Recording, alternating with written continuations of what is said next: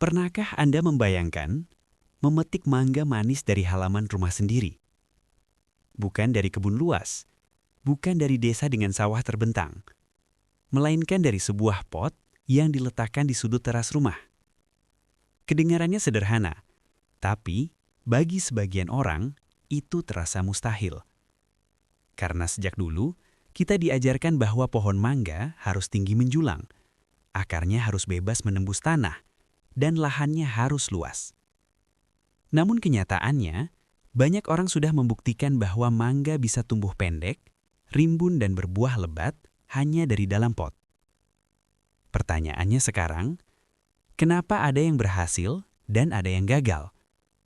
Kenapa ada yang baru 1 tahun sudah panen, sementara yang lain sudah bertahun-tahun menunggu tanpa hasil? Apakah rahasianya ada pada pupuk mahal, atau karena teknik khusus yang tidak banyak dibagikan? Jawabannya lebih sederhana dari yang Anda bayangkan. Masalahnya bukan pada lahannya, bukan pada ukuran potnya, bukan juga pada cuacanya.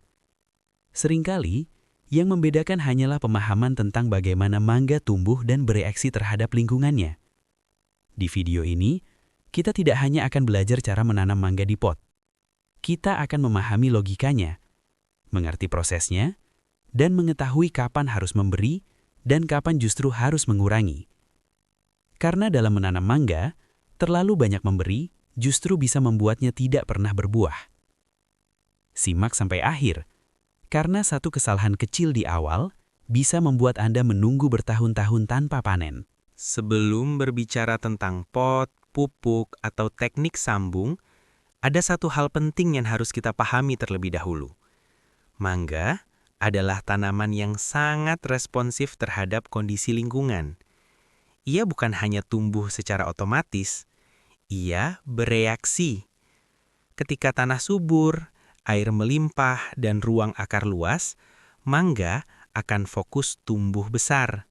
Daunnya lebat, batangnya membesar, tingginya menjulang. Itu disebut fase vegetatif. Dan banyak orang merasa senang ketika melihat tanamannya tumbuh subur. Padahal, kesuburan yang berlebihan justru bisa menjadi penghambat buah. Karena selama tanaman merasa aman dan nyaman, ia tidak memiliki dorongan untuk bereproduksi. Berbeda ketika tanaman merasa sedikit tertekan. Misalnya, air dikurangi, ruang akar dibatasi, atau nutrisi tertentu dikendalikan. Tanaman akan masuk ke mode bertahan hidup. Dan dalam mode inilah, tanaman terdorong untuk menghasilkan bunga dan buah sebagai cara melanjutkan keturunan. Inilah alasan mengapa mangga dalam pot justru berpotensi lebih cepat berbuah, karena akarnya tidak bebas menjalar kemana-mana. Energi tanaman lebih terkonsentrasi. Namun tentu saja, pembatasan ini harus dilakukan dengan cara yang tepat. Jika terlalu ekstrim, tanaman bisa stres berlebihan dan mati. Jika terlalu nyaman, ia tidak akan pernah berbunga. Menanam mangga di pot bukan soal keberuntungan. Ini soal keseimbangan. Keseimbangan antara memberi dan menahan, antara merawat dan mengontrol. Dan ketika Anda memahami prinsip ini, Anda sudah selangkah lebih maju dibanding banyak orang. Sekarang, kita masuk ke langkah paling krusial, memilih bibit. Banyak orang memulai dengan cara paling mudah, mengambil biji dari mangga yang baru saja dimakan. Ditanam, disiram, dan ditunggu. Memang, biji mangga bisa tumbuh. Tapi pertanyaannya, apakah Anda siap menunggu 5-7 tahun untuk melihat hasilnya? Dan apakah Anda yakin kualitas buahnya akan sama manisnya? Mangga dari biji memiliki sifat genetik yang tidak selalu sama dengan induknya. Itu artinya Anda berjudi dengan waktu. Karena itu, gunakan bibit hasil sambung pucuk atau okulasi. Apa artinya? Artinya, bagian atas tanaman diambil dari pohon induk yang sudah terbukti produktif dan berkualitas. Sedangkan bagian bawahnya menggunakan batang bawah yang kuat dan tahan penyakit.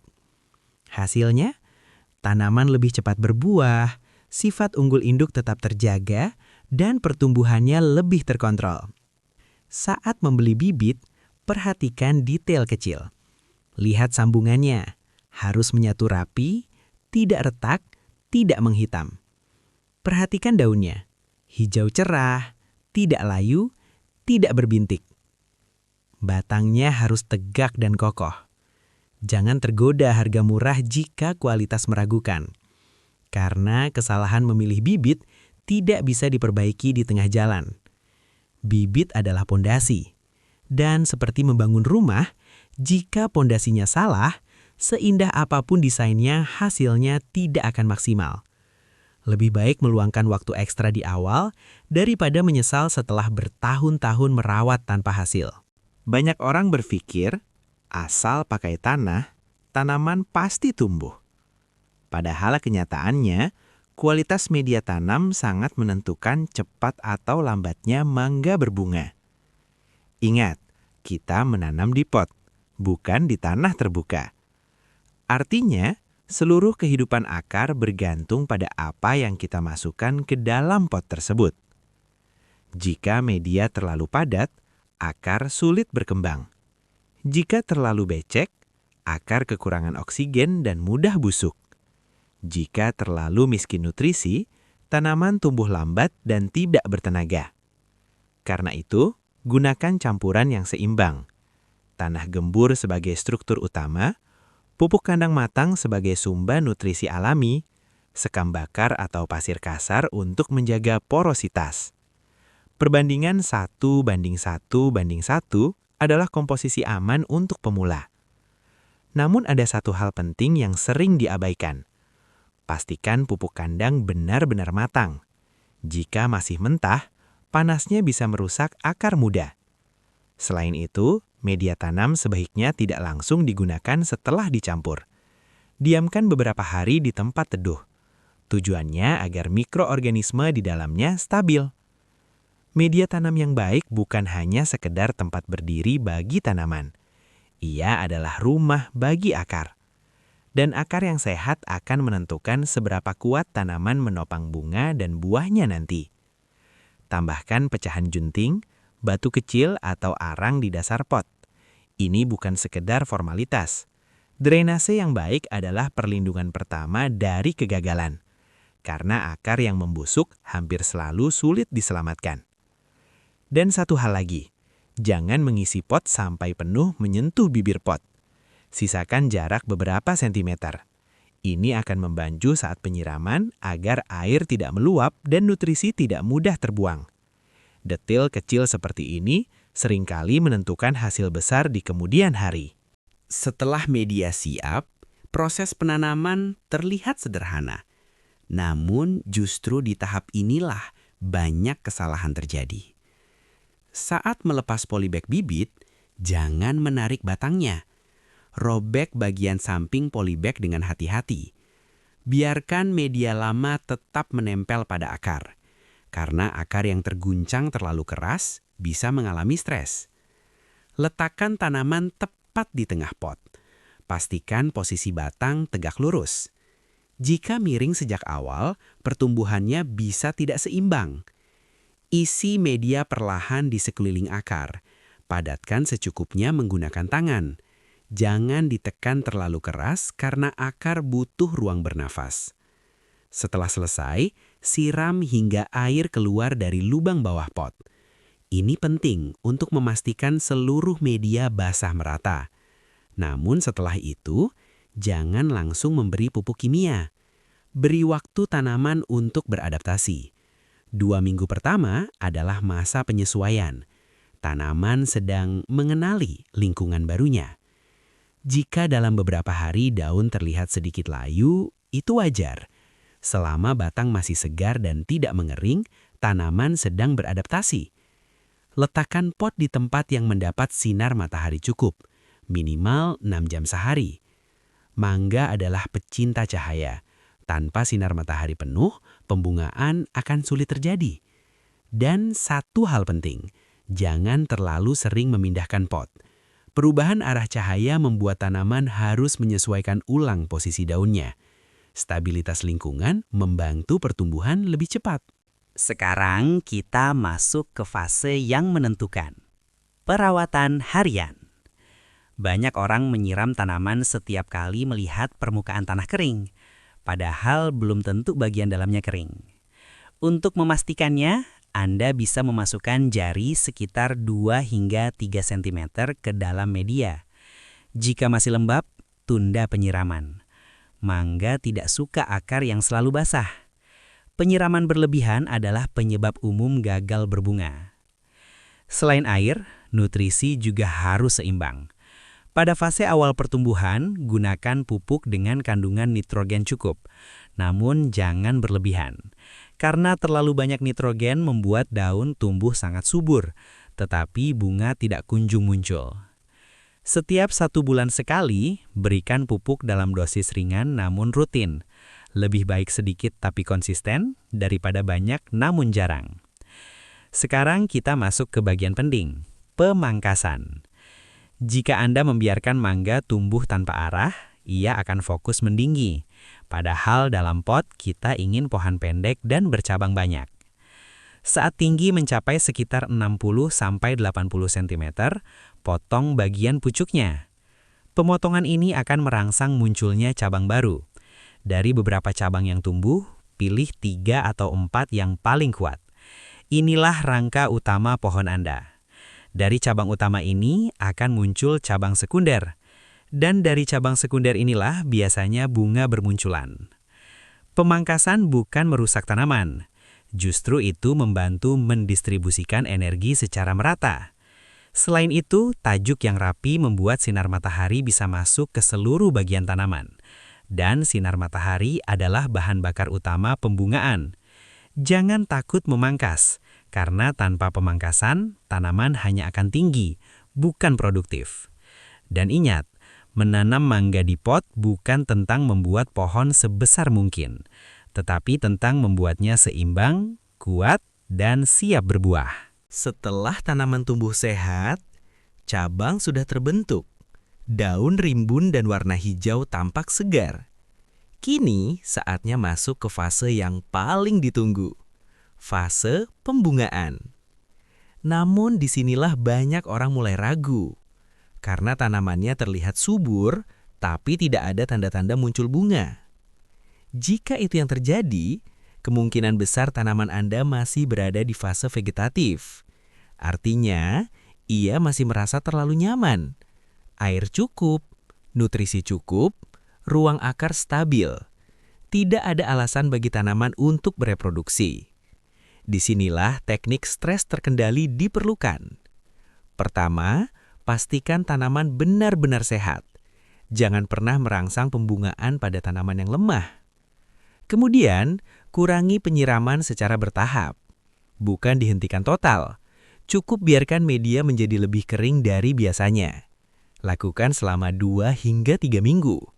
Tujuannya bukan membuat tanaman hampir mati, tetapi memberi sinyal bahwa kondisi lingkungan tidak selalu ideal.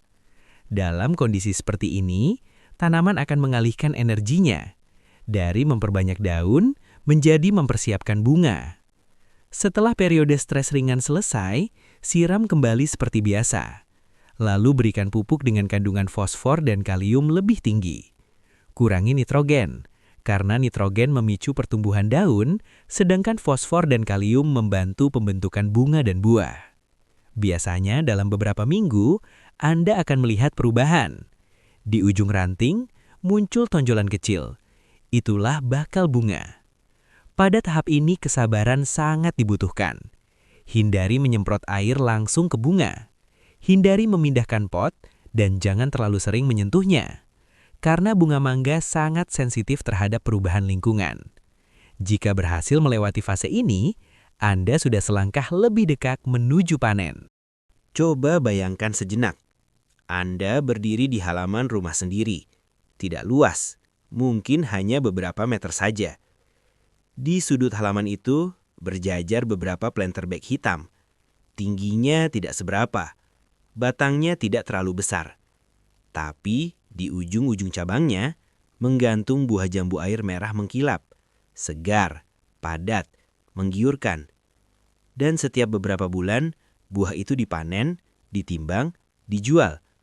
Bukan ratusan ribu, tapi bisa jutaan rupiah. Pertanyaannya, bagaimana mungkin lahan sempit bisa menghasilkan uang seperti itu? Bagaimana mungkin tanaman di dalam planter bag bisa berbuah lebih cepat dibanding yang ditanam langsung di tanah? Apakah ini hanya kebetulan? Atau ada pola dan teknik yang memang dirancang untuk mempercepat pembuahan? Karena faktanya, banyak orang menanam jambu air bertahun-tahun. Pohonnya tinggi, daunnya rimbun, tapi buahnya sedikit, bahkan tidak ada. Sementara sebagian orang lain justru sengaja membatasi pertumbuhan tanaman, sengaja memangkas, sengaja menekan tanaman. Dan hasilnya, mereka panen lebih cepat. Disinilah letak perbedaannya. Usaha pertanian modern bukan lagi soal membiarkan tanaman tumbuh alami tanpa kontrol, tapi soal memahami bagaimana tanaman bekerja. Di video ini, kita akan membahas secara perlahan, tanpa terburu-buru, tanpa istilah yang membingungkan.